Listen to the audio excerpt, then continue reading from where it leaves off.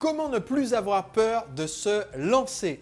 Bonjour, je suis Sébastien Knight, fondateur du mouvement des entrepreneurs libres et chaque jeudi, je partage avec vous un rituel de l'entrepreneur libre, c'est-à-dire une technique ou une habitude qui vous permet de devenir plus libre, plus productif et plus heureux.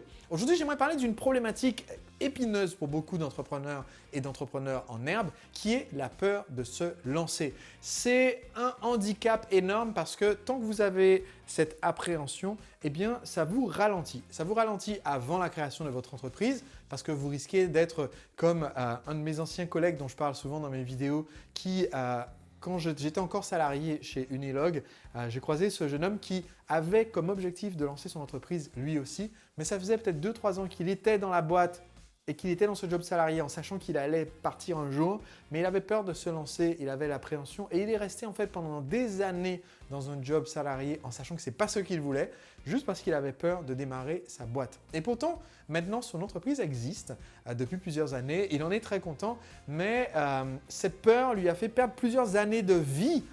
Et je veux vous économiser ces années d'angoisse, d'anxiété avant de vous lancer.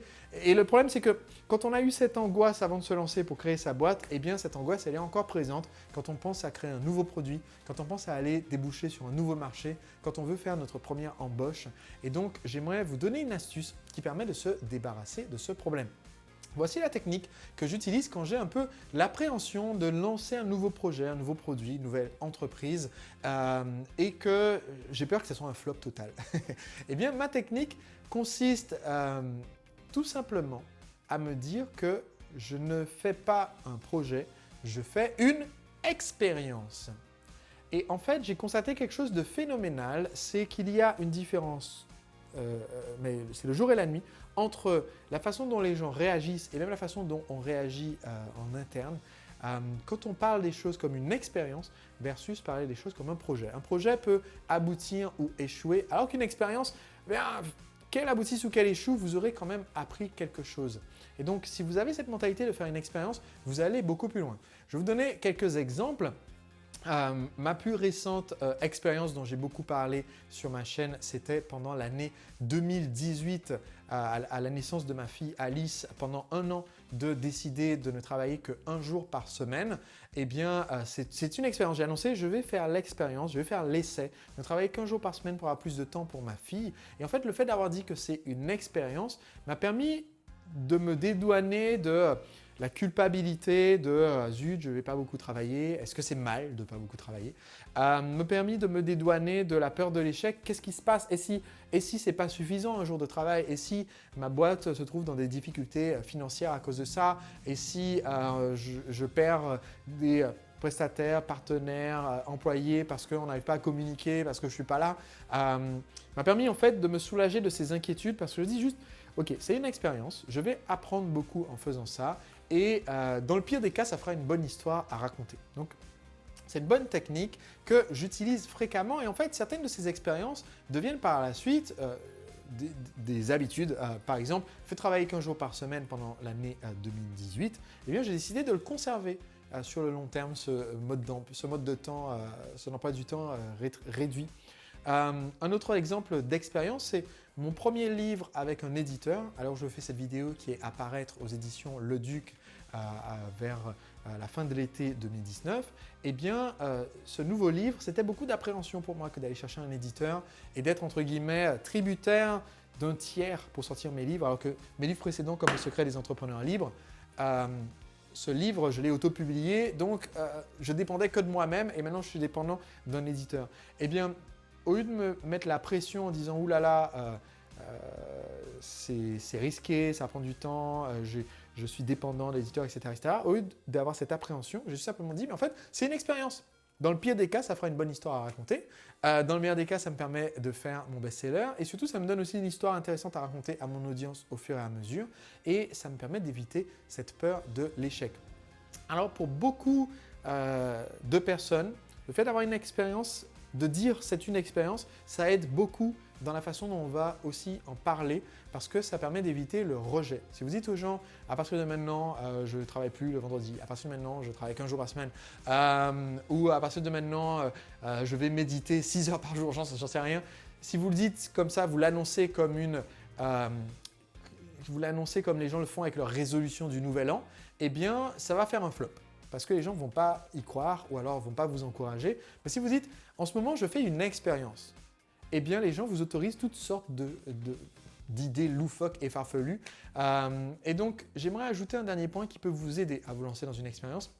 Cette idée, c'est de se dire, en fait, souvent, les expériences qu'on veut faire, on peut aussi faciliter le fait de les communiquer et de s'autoriser à les faire si on trouve une bonne excuse. Alors, une bonne excuse, en fait, je vais vous donner un exemple concret. Quand j'ai dit je vais travailler un jour par semaine, c'est une idée intéressante de travailler un jour par semaine, je vous avoue, hein, mais beaucoup de gens n'auraient pas osé. Moi, ce que j'ai trouvé comme bonne excuse pour oser le faire, c'est de dire, il y a ma fille qui vient de naître, le 28 novembre 2017, donc à partir du moment où ma fille est née, ça va me donner le temps de m'occuper de ma fille.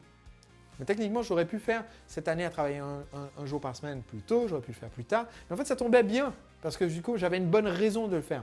Et si par exemple, là, je suis en train d'écrire un livre, écrire un livre, c'est toujours une bonne excuse pour tout et n'importe quoi.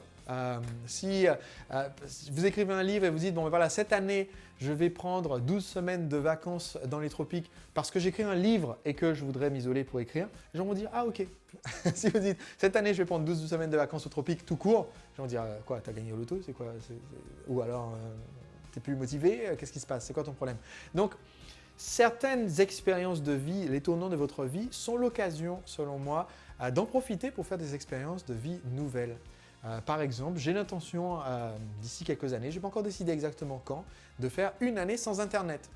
Juste parce que ça m'intéresse, de me dire, tiens, je ferais bien cette expérience, parce que je passe trop de temps en étant accro de mon ordinateur. Et ce serait intéressant, en fait, pour quelqu'un comme moi qui gère une entreprise sur Internet, de faire une année sans Internet.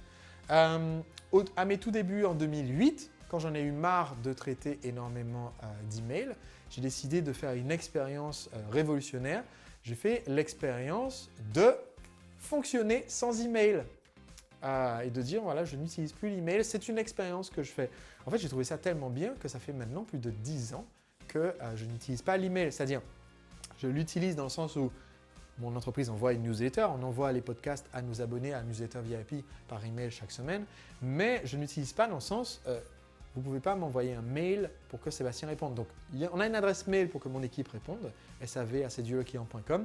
Mon équipe peut répondre aux questions de nos clients, aux questions des fans, aux questions des abonnés. Mais bien que j'ai une boîte mail, je n'y vais pas regarder si j'ai des nouveaux mails. Ce que je fais, c'est que si j'ai spécifiquement un truc à aller chercher, j'y vais, je mets mon casque de spéléo. Mais j'ai maintenant plus de 1 250 000 emails non lus. Et je pense que ce chiffre va continuer d'augmenter avec le temps. Mais au début, c'était juste une expérience en fait. Je disais aux gens, voilà, je suis désolé, j'ai pas vu ton email parce qu'en ce moment, je fais une expérience.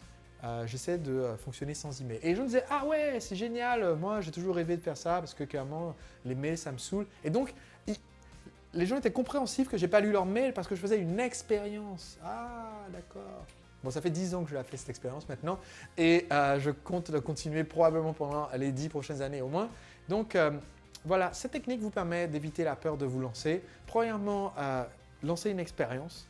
Et deuxièmement, si vous avez un tournant de vie, eh bien c'est l'occasion de lancer cette expérience. Ça vous donne clairement une excuse, hein, ça vous donne une bonne raison aux yeux des gens de leur annoncer que ce comportement bizarre que vous avez fait partie de votre expérience. Et vous allez voir, c'est beaucoup plus facile de se lancer à ce moment-là.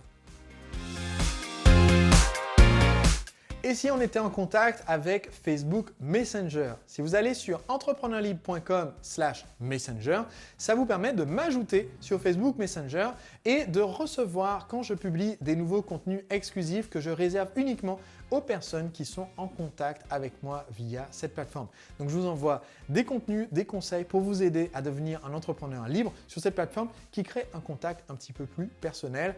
Alors, donc pour m'ajouter sur mon bot Messenger, vous allez sur entrepreneurlibre.com/messenger.